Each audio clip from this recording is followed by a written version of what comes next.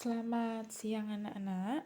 Hari ini kita akan belajar materi baru yaitu bab 2 mengenai koordinat kartesius. Untuk tujuan pembelajaran kita hari ini adalah yaitu menjelaskan kedudukan titik dalam bidang koordinat kartesius yang dihubungkan dengan masalah kontekstual. Yang kedua, menyelesaikan masalah yang berkaitan dengan kedudukan titik dalam bidang koordinat kartesius. Kemudian, pengalaman belajar yang ingin Ibu harapkan untuk anak-anak yaitu bagaimana menggunakan koordinat kartesius untuk menentukan posisi titik terhadap sumbu X dan sumbu Y. Yang kedua, menentukan posisi titik terhadap titik asal 0,0 dan titik tertentu A, B. Nah, peta konsepnya adalah kita akan membahas mengenai sistem koordinat, di mana pada sistem koordinat, Ibu harapkan kalian dapat menentukan posisi titik dan posisi garis. Dalam posisi titik, kalian harus tahu itu tentang titik asal, apa itu sumbu X dan sumbu Y. Titik asal di sini adalah titik asal 0,0, yaitu yang di tengah-tengah. Kemudian sumbu X itu adalah garis yang melintang yang diambil dari titik 0,0 ke kanan atau ke kiri. Kemudian titik asal 0,0 juga ada sumbu Y. Sumbu Y itu diambil juga dari 0,0 namun arahnya adalah ke atas atau vertikal ya. Nah, di sini Ibu mempunyai ilustrasi tentang penggunaan sistem koordinat dalam kehidupan sehari-hari. Di mana di sini Ibu sediakan peta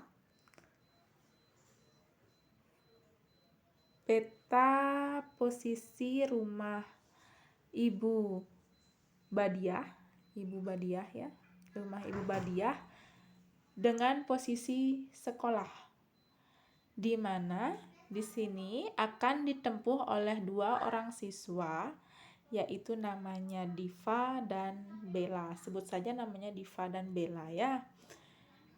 Posisi sekolah dan posisi rumah Ibu Hadiah itu sejauh 2,5 meter.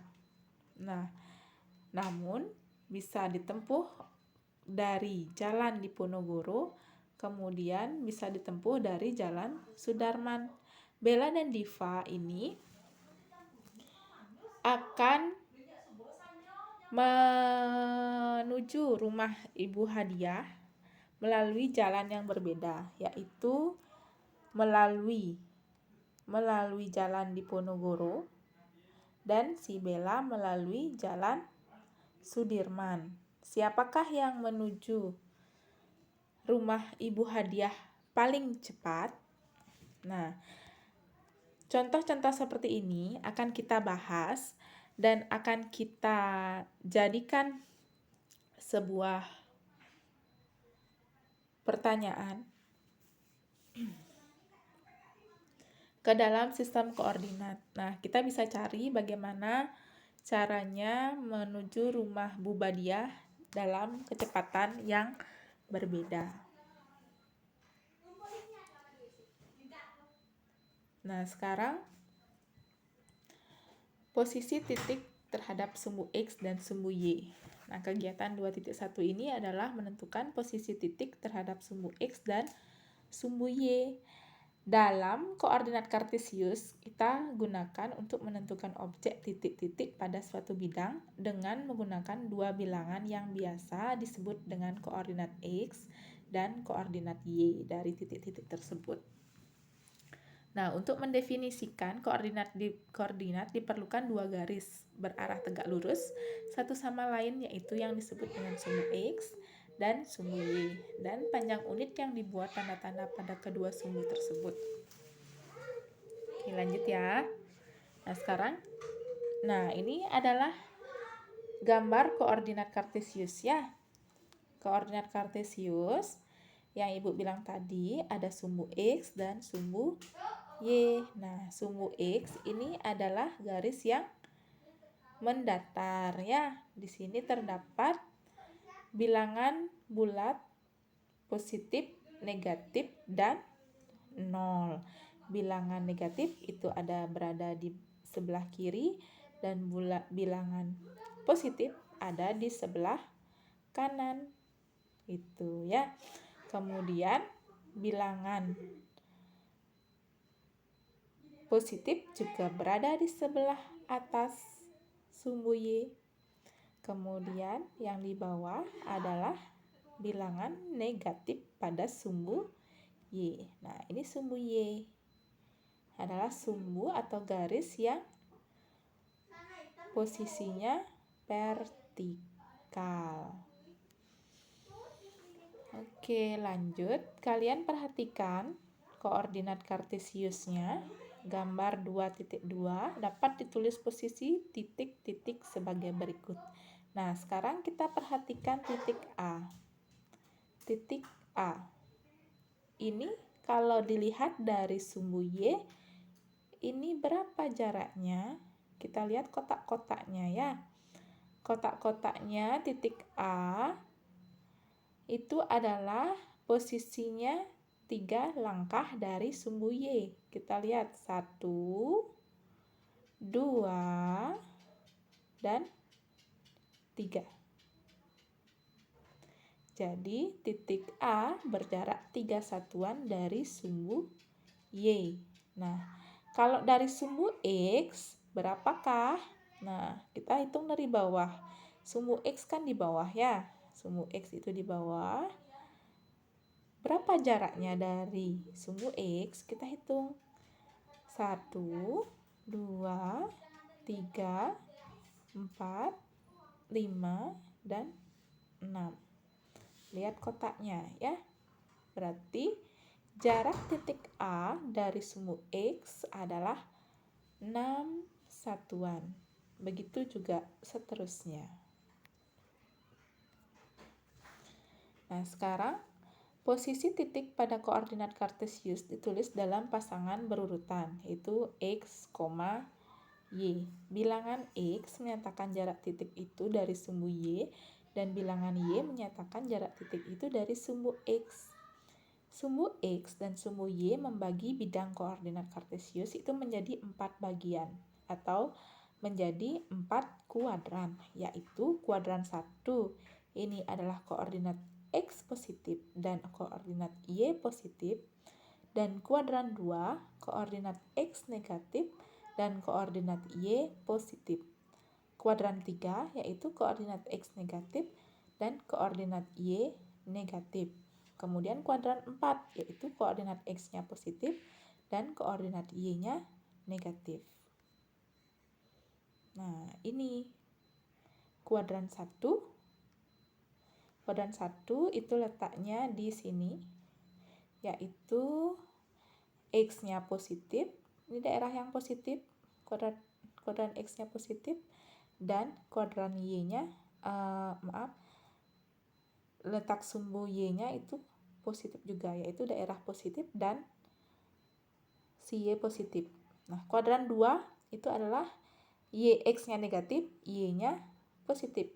Itu ada di sebelah kiri atas. Kemudian kuadran 3 itu X-nya negatif, Y-nya juga negatif, yaitu kuadran 3. Ini berarti titik-titik yang di sini itu ada di wilayah kuadran 3. Kemudian ada sumbu X-nya positif dan sumbu Y-nya negatif itu ada di wilayah kuadran 4.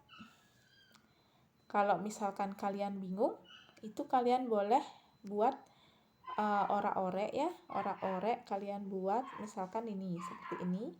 Berarti di sini urutnya dari arah 1, 2, 3, dan 4. Gitu ya anak-anak ya. Ini kuadran 1, kuadran 2, kuadran 3, dan kuadran 4.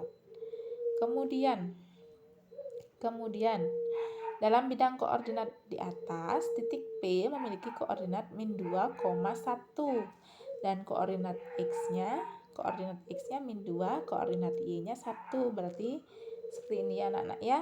Berarti ini adalah koordinat X.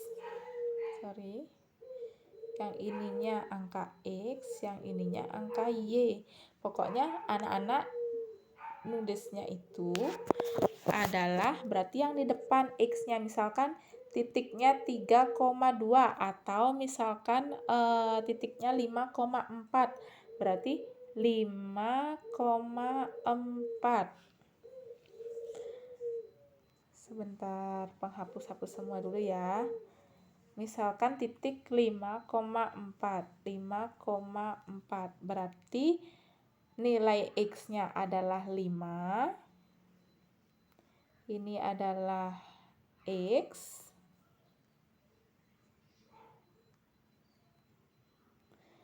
Nah, kalau ini adalah X. Sebentar ya.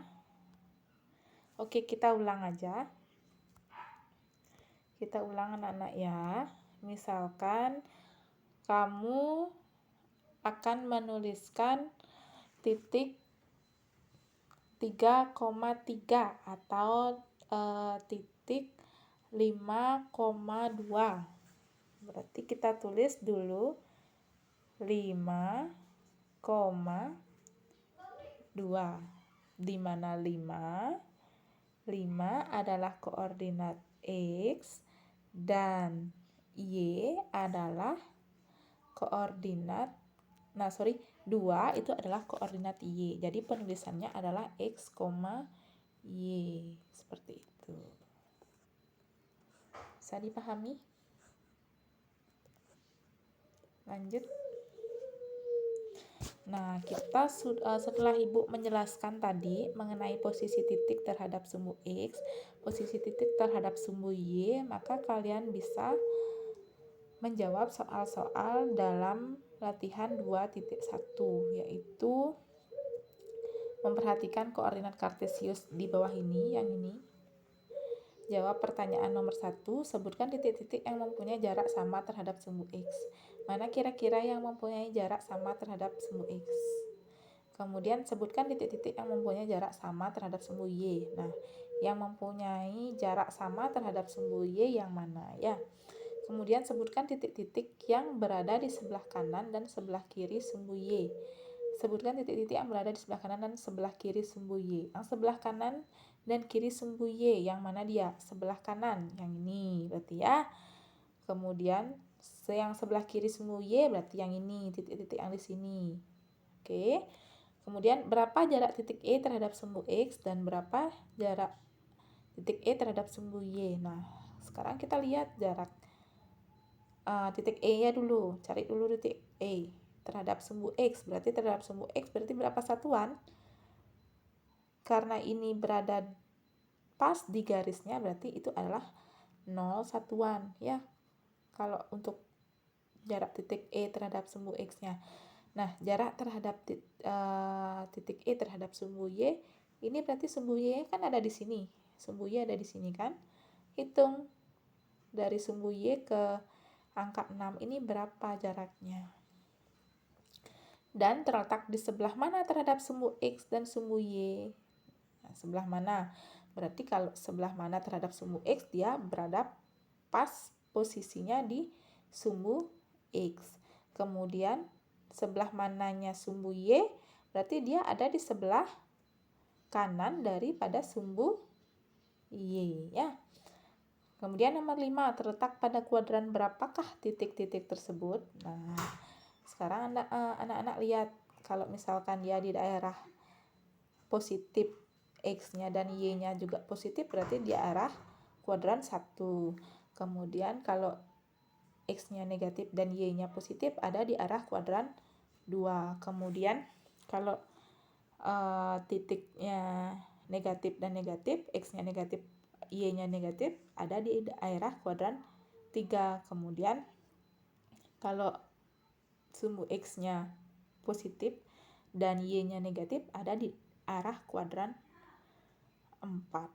Ya, Ibu harapkan kalian bisa menyelesaikan soal-soalnya dan memahami apa yang Ibu sampaikan. Terima kasih. Sekian penjelasan dari Ibu. Selamat belajar anak-anak.